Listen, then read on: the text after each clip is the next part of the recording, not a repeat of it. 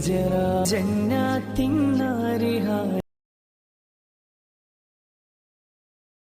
നിങ്ങൾ ഇതൊന്ന് കേട്ടു നോക്കൂ. എന്തൊരു സുന്ദരമായ ഗീതം അല്ലേ?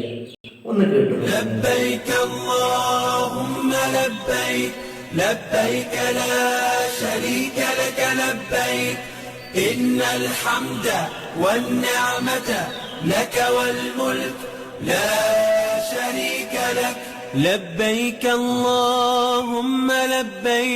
ദുൽഖഅദ് വിട പറയാനായി. അടുത്ത മാസം ദുൽഹിജ്ജ.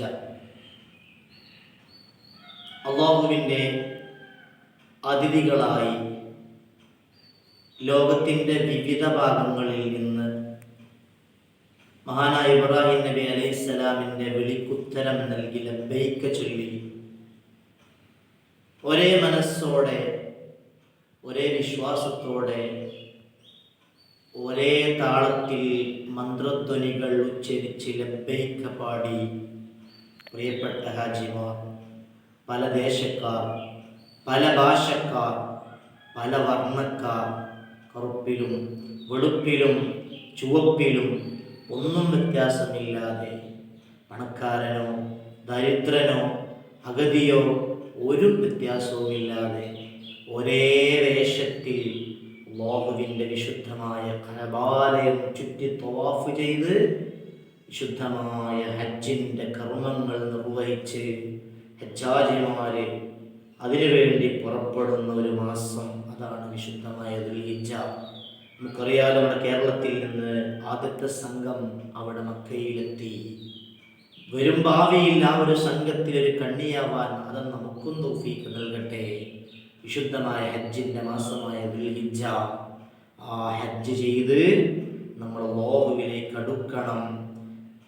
കഴിവുള്ളവൻ ഹജ്ജ് ചെയ്യണമെന്നാണ് ഇസ്ലാം പറഞ്ഞത്. അവിടെ സാമ്പത്തികമായി കഴിവ് വേണം, ആരോഗ്യപരമായി കഴിവ് വേണം, അതുപോലെ മറ്റുള്ള വഴിയാലും മുതലാലും തടിയാലും എന്നാണ് പറഞ്ഞത്.